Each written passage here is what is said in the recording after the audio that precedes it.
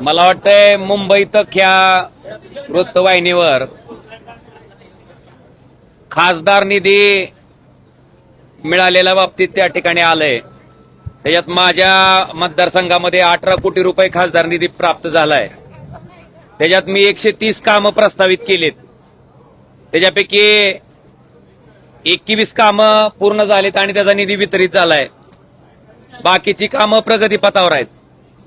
तर मला खासदार निधीच्या बाबतीत लोकांच्या मनात जो संभ्रम होतोय त्याच्या बाबतीत मला सांगायचंय की मी 2019 ते 24 खासदार होतो.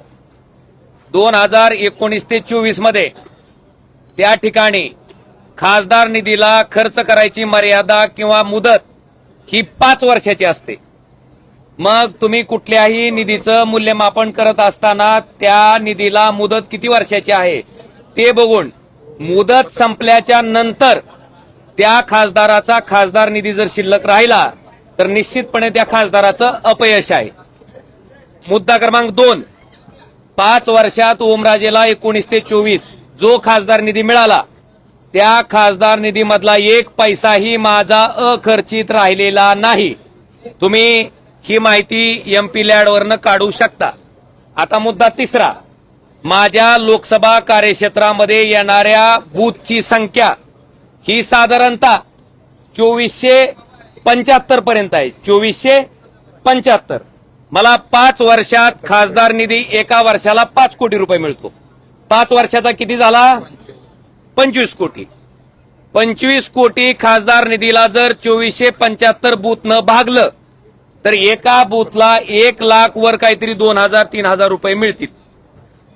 1 लाख रुपयात काम होणारं सांगा मला, तुम्ही समजून सांगा की 1 लाख रुपयात अमुक काम होतंय कुठल्याही गावात. तेही 5 वर्षातलं बरं का, हा निधी मी मिळणारा 5 वर्षातला सांगतोय.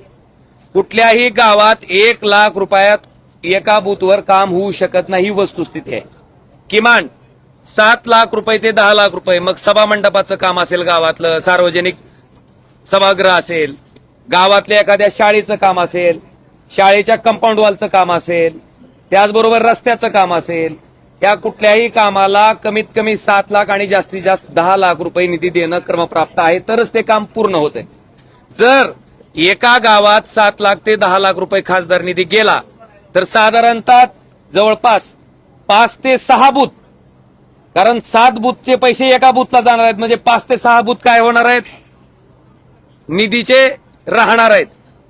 आता जी बूथ राहिलेत त्या बूथला काय वाटणार की बाबा आम्ही तर सगळ्यांनीच तुम्हाला मतदान केलं होतं, पण तुम्ही निधी देताना किती बूथला दिलं?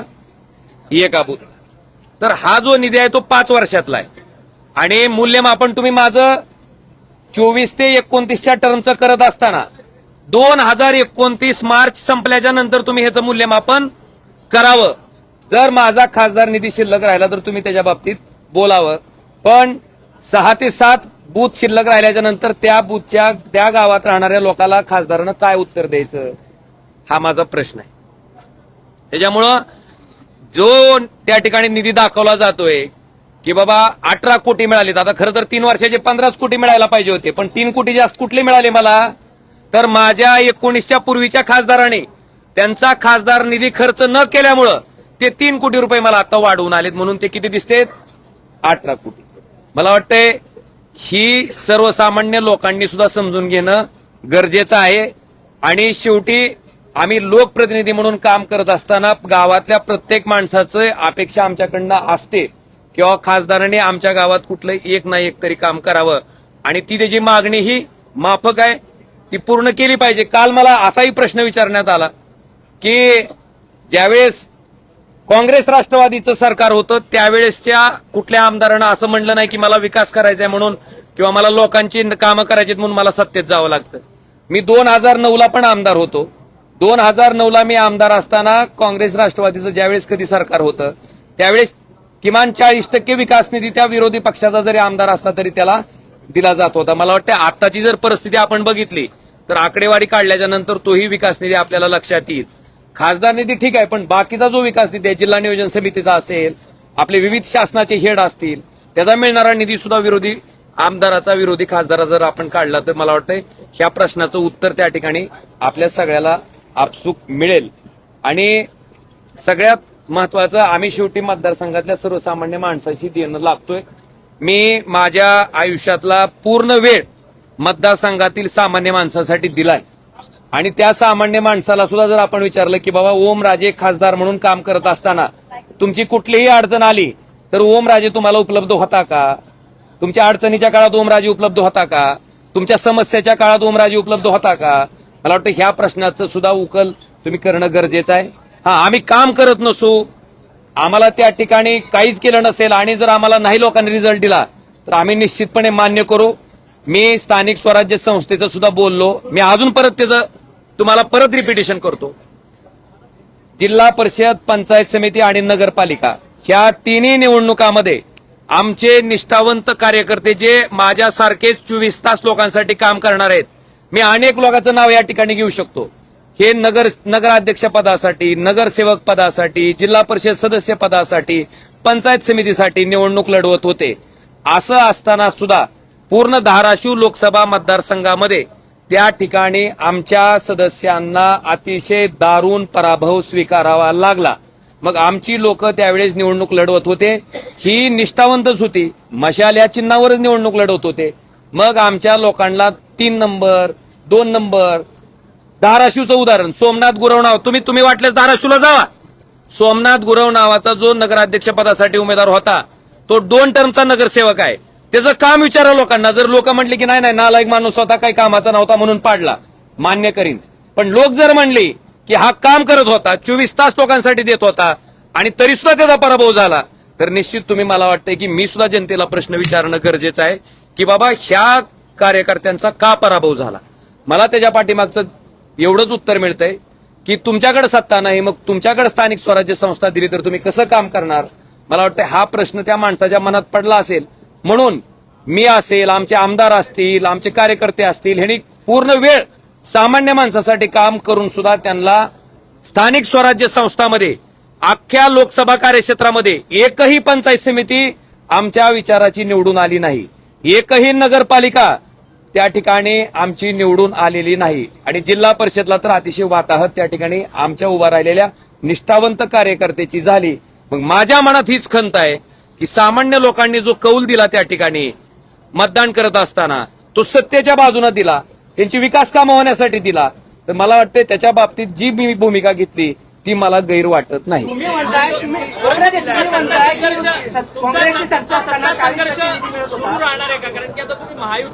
माझा आयुष्यातलं राजकारणात येण्याचं कारण मी कधीही लपवून ठेवलेलं नाही, मी कधीही झाकून ठेवलेलं नाही आणि माझ्या मतदारसंघामध्ये जे मी बोललोय त्या मुद्द्यावर मी ठाम आहे की माणूस कुठल्या का पार्टीना असना, पण ज्याचा विचार नीच आहे, ज्यानं नीच कृत्य केलंय, अशा माणसाला माझा कायम विरोध असणार आहे आणि तो विरोध तुम्हाला इथून पुढच्या कालखंडामध्ये सुद्धा कायमस्वरूपी दिसत राहील. मी शपथ घेऊनच उतरलो होतो की अशा नालायक लोकांचं राजकारण संपवल्याशिवाय मी शांत बसणार नाही. त्या शक्तीशी मी प्रामाणिक आहे. आपल्या माहितीसाठी ती जेव्हा भारतीय जनता पार्टीत आलं त्यावेळेस सुद्धा ओमराजे शिवसेनेत होता, पण ओमराजेनं त्याला विरोध केलाय, ही रेकॉर्डवर आहे आणि इथून पुढच्या कालखंडामध्ये सुद्धा अशा वृत्तीच्या लोकांना विरोधच राहणार.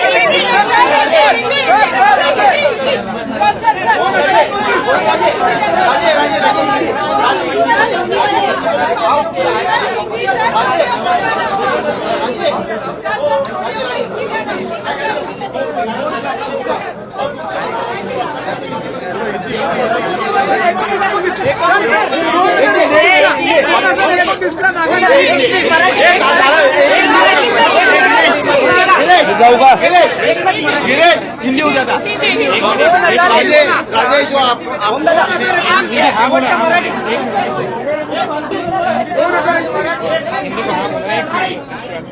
आपके कुछ इलेक्ट्रॉनिक मीडिया के माध्यम से मुझे सांसद बनने के बाद वहां पे जो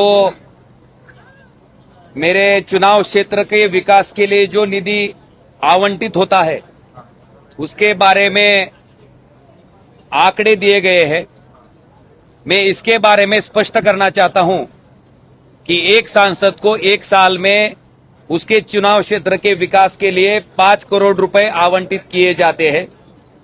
5 साल का अगर आप हिसाब देखेंगे तो 25 करोड़ रुपए एक सांसद को एक टर्म में 5 साल में मिलते हैं और आवंटित निधि को खर्च करने के लिए एक सांसद को 5 साल का समय रहता है। मुझे लगता है एमपी लैड फंड का जो कुछ मूल्यमापन आप कर रहे हैं वो 5 साल खत्म होने के बाद आपने करना चाहिए, क्योंकि उसका लिमिट जो है खर्च करने का वो 5 साल है। आप अगर उदाहरण के तौर पर देखेंगे तो 2019 से 2024 तक मैं सांसद था। इन 5 सालों में मुझे जो निधि आवंटित हुआ मेरे चुनाव क्षेत्र के विकास के लिए, वो पूरा का पूरा निधि मैंने 100% खर्च किया हुआ है। अभी मेरा दूसरा टर्म चल रहा है, उसमें 24 से 29 तक जो निधि मुझे मिलेगा वो पूरा का पूरा 29 के बाद अगर एक पैसा भी बचता है तो उसके लिए मैं बिल्कुल जिम्मेवार हूं। दूसरी बात, जो बताया जाता है कि बाबा 5 करोड़ रुपए यानी 5 साल के 25 करोड़ रुपए में चुनाव क्षेत्र में मेरे वार्ड कितने हैं, तो 2475 मेरे चुनाव क्षेत्र में वार्ड है और उन सारे वार्डों ने मुझे वोट डाला है। तो 25 करोड़ को अगर आप 2475 चुनाव क्षेत्र के वार्ड से अगर आप डिवाइड करेंगे तो हर एक वार्ड में 1 लाख रुपए और उससे आगे 2000 रुपए, 1 लाख 2000 रुपए या 3000 रुपए कुछ तो हिसाब आएगा। 1 लाख रुपए में एक वार्ड में क्या काम कर सकते हैं हम? कुछ भी नहीं हो सकता। 1 लाख रुपए में कुछ काम नहीं हो सकता। कम से कम 7 लाख रुपए से 10 लाख रुपए तक अगर कोई सभागृह देना होगा, कोई रास्ता करना होगा, स्कूल के लिए इमारत एक जो उसकी वर्ग खोली होती है वो देनी होगी, तो उसके लिए कम से कम 7 लाख रुपए से 10 लाख रुपए तो निधि आवंटित करना जरूरी है। इस काम को अगर एक वार्ड में हम निधि ये 7 लाख रुपए से 10 लाख रुपए देंगे तो मुझे लगता है लगभग 6 से 7 प्रभाग 6 जो वार्ड है वो निधि से वंचित रहेगी और वहां के लोगों को ऐसा लगेगा कि बाबा एक ही वार्ड में आपने निधि आपका दिया है, 6 वार्ड को आपने निधि दिया नहीं है, तो उनको भी अन्याय की भावना उनके मन में भी आएगी। इस कसौटी की सीढ़ी पे हम चलते हैं। तो मेरा कहना इतना ही है कि ये हमारे सामने आने वाली दिक्कतें हैं। मुझे लगता है कि उसका स्पेकुलेशन दूसरा करना और उसमें बताना कि बाबा इतना निधि 18 करोड़ रुपए मिले हैं, तो सांसद क्यों चिल्ला रहे हैं कि उनको जो काम करने हैं उसके लिए निधि नहीं मिलता। उस निधि का हिसाब मैंने आपके सामने रखना जरूरी समझा, इसके लिए ये हिसाब मैंने आपके सामने रखा है। और मेरा मूल्यमापन आप 19 से 24 का जो मेरा निधि मिला है मुझे एमपी लैड का, अगर उसमें से 1 पैसा भी बचा होगा तो उसके लिए मैं जिम्मेवार हूं। मेरा 1 पैसा भी बचा हुआ नहीं है।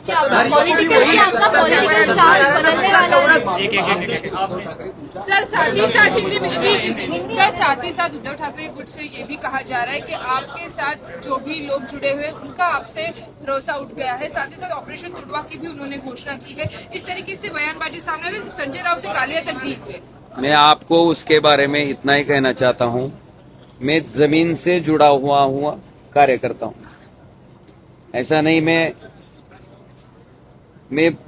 पूरा मेरा जितना समय मिलता है, मेरा कुछ व्यवसाय भी नहीं है ना, मेरी कुछ शुगर फैक्ट्री है, मेरी कोई शैक्षणिक इंस्टीट्यूट है, और मेरा पूरा का पूरा समय जो मेरे चुनाव क्षेत्र के लोग हैं, जो एकदम आखिर का तबका है, उनसे मैं डायरेक्टली जुड़ा हुआ हूं। उनके लिए मैं काम करता हूं और मेरा काम प्रामाणिक है, मैं उनके लिए करता हूं, ये विश्वास उन लोगों के मन में भी है। और उसके बारे में मैं इतना ही बताना चाहता हूं कि मैं अगर लोगों के लिए समय दे रहा हूं, अगर एक भी मेरे चुनाव क्षेत्र के किसी आदमी की कंप्लेंट होगी कि हमारा सांसद हमारा फोन नहीं उठाता, हमें कुछ समस्या आती है तो उसको हल करने के लिए हमारा सांसद आगे नहीं आता, हमारा सांसद अगर लोकसभा में बैठा तो हमारे मुद्दे नहीं उठाता। ऐसा एक भी अगर कंप्लेंट किसी ने की तो उसके लिए मैं जिम्मेवारी लेने के लिए तैयार हूं। मैं पूरे ईमानदारी से उनके लिए काम करता हूं और मैं इतना ही कहना चाहता हूं कि मुझे इसका गुरूर नहीं है। मैं काम करता हूं, इसके लिए मैं बोलता हूं। और हमारे लोकशाही में लोक प्रतिनिधि का कर्तव्य है कि उनके लिए जो जिम्मेवारी है वो निभाना है। वो निभाने में मैं कहीं भी कुछ भी कमी मेरे तरफ से नहीं है। और मुझे लगता है निश्चित तौर पर कुछ लोगों को मेरे ऊपर प्यार है, एकदम कनेक्ट हूं। उनको ऐसा नहीं लगता कि ये सांसद है, उनको लगता है कि मेरे घर परिवार का कोई तो आदमी है। तो उसके कारण कुछ लोगों को मेरे ऊपर इंस्टेंट रिएक्शन जो रहती है वो आई है। मैं उसके बारे में कभी झुटलाता नहीं। और आपको एक बात बताना चाहता हूं, मेरा कमेंट सेक्शन अभी तक बंद नहीं हुआ है। मैं सुन रहा हूं, जो कुछ बोल रहे हैं मैं सुन रहा हूं। मैं सारे फोन भी ले रहा हूं, उनसे बात कर रहा हूं मैं कि ये निर्णय के लिए मुझे किस मजबूरी में आना पड़ा, किस लिए मैं आया हूं, ये भी बात उनको समझा रहा हूं। और मैं इतनी ही बात कहना चाहता हूं कि ये सारे बातें बनाने के बाद उनको भी मेरी बात समझ में आ रही है। मैंने जो निर्णय लिया हुआ है, मैंने मेरे चुनाव क्षेत्र में जाकर लोगों से बात करके मैंने ये निर्णय लिया हुआ है। कुछ लोगों को दिक्कत है तो बिल्कुल उनके पास मैं जाऊंगा, मैं उनके लिए आंसरेबल हूं, उनको मेरी दिक्कतें बताऊंगा, मैंने क्यों ये निर्णय लिया है इसके बारे में उनको अवगत करूंगा। और मेरा जो काम है वो जितने स्पीड से मैं पहले काम कर रहा था उतने ही स्पीड से मैं काम करूंगा। और अगर सत्ता का साथ, सरकार का साथ दोनों मुझे मिलता है तो मैं और अच्छी तरीके से काम मेरे चुनाव क्षेत्र में कर पाऊंगा। और मैं आपको एक ही बात बताना चाहता हूं, मैं बात करने से ज्यादा मैं आगे के 6-7 माह में उसका रिजल्ट लोगों के सामने रखूंगा। मुझे लगता है वो रिजल्ट देखने के बाद लोग भी मेरे निर्णय के पक्ष में आ जाएंगे। सजा दिलाने की बात की थी और इस मुद्दे को काफी उठाया था, क्या लगता है सत्ता निश्चित तौर पर मेरा राजनीति में आने का मकसद सिर्फ वही है। जिस प्रकार से मेरे पिताजी और उनके जो ड्राइवर थे समदका जी, उनकी घिनौनी तरीके से जो हत्या की गई थी, जिस कारण से की गई थी, वह कारण उनके पॉलिटिकल अपोनेंट का इस जन्म में पूरा नहीं होने देने का, इसके लिए मैं पॉलिटिक्स में आया था, इसके लिए मैं राजनीति में आया था। और उसके बाद मैंने कोर्ट की लंबी लड़ाई मेरे परिवार ने और मैंने लड़ी है उसके लिए। लगभग 20 साल गए हैं। जिसने ये हत्या करवाई थी वो होम मिनिस्टर रहने के कारण स्टेट की पुलिस इसमें अच्छे तरीके से इन्वेस्टिगेशन नहीं कर रही थी।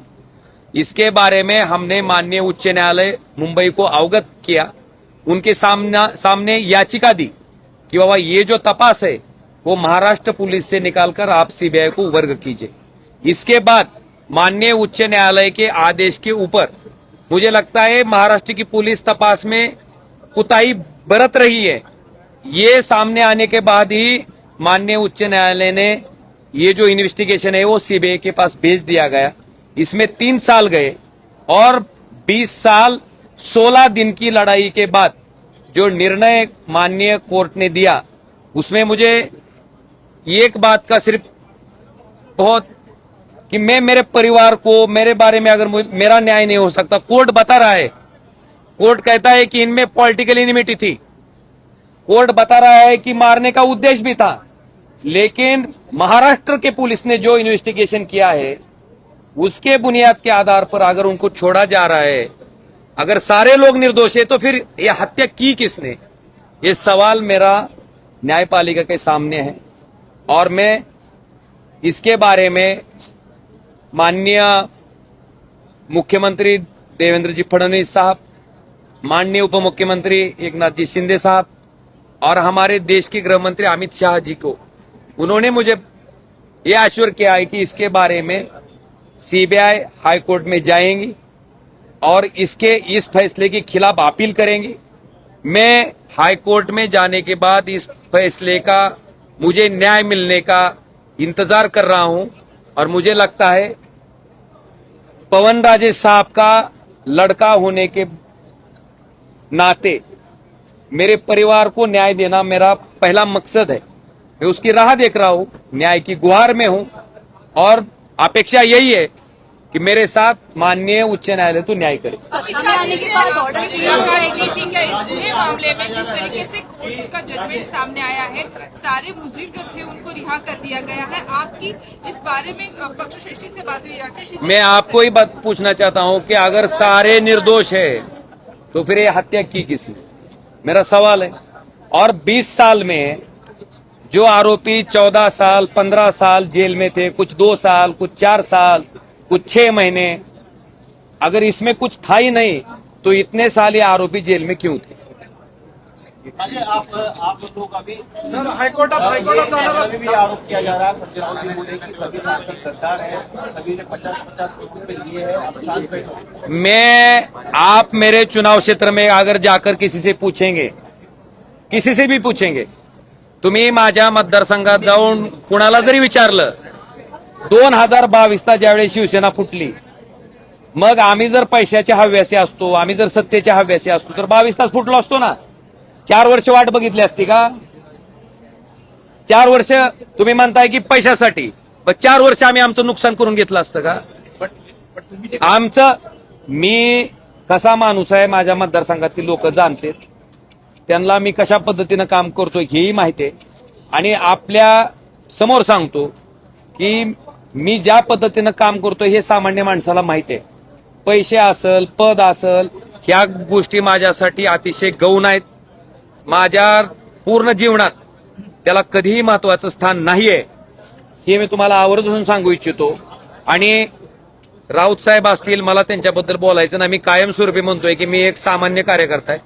राऊत साहेब फार मोठे व्यक्तिमत्व आहे, मी त्यांच्याबद्दल, त्यांच्या वक्तव्याबद्दल माझ्यासारख्या सामान्य माणसांना बोलणं मला योग्य वाटत नाही। उद्धव ठाकरे जी, चुनाव क्षेत्र में आके 2029 मध्ये ही जागा तुमच्यासाठी सुटली नाही तर तुमची भूमिका काय असणार आहे?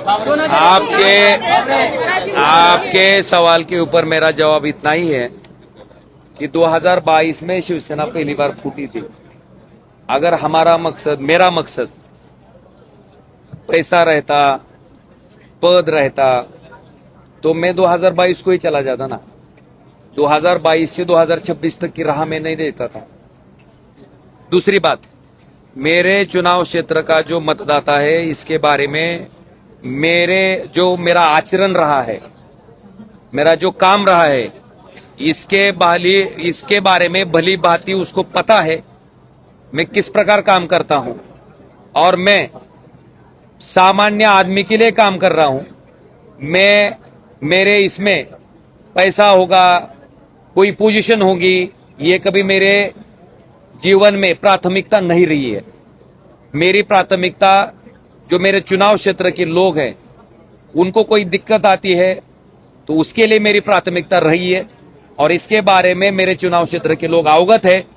तो मैं इतना ही कहना चाहता हूं कि मेरा आचरण पता है, तो मुझे इसके लिए स्पष्टीकरण देने की भी आवश्यकता नहीं लगती। चुनाव क्षेत्र में आके सभा लेने वाले, साथ ही साथ संजय दीना पाटिल के यहाँ पे भी उन्होंने सभा ली थी। 6 सांसदों का जो चुनाव क्षेत्र है वहां पे जाके उद्धव ठाकरे कुछ सभा लेने वाले हैं। निधीचं कारण तुम्ही सांगताय, त्या कारणामध्ये जर एमपी लॅडचा तुम्ही उल्लेख केला, सत्ताधारी आणि विरोधक या जर निधीची तुलना केली तर साधारणपणे 13 कोटी ते 18 कोटीचा निधी आहे। तुम्ही जे कारण सांगितले की निधीच मिळत नव्हता, तर एमपी लॅड मध्ये तसं दिसत नाहीये। 6 खासदारांचा निधी साधारणपणे 13 कोटी ते 19 कोटीच्या दरम्यान आहे, त्याबद्दल तुम्ही काय सांगता?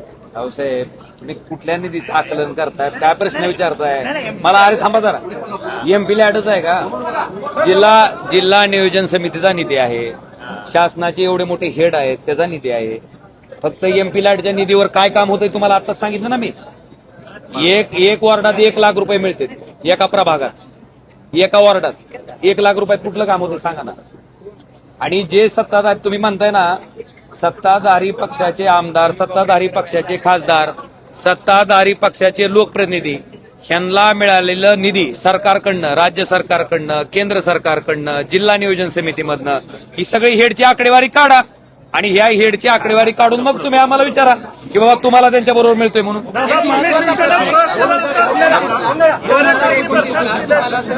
मला वाटतंय मी फक्त तुम्हाला निधीची आकडेवारी सांगण्यासाठी इथं येणार होतो. पण तुम्ही ऐका, मी सगळ्या गोष्टीबद्दल बोलण्यापेक्षा माझा विश्वास कामावर आहे.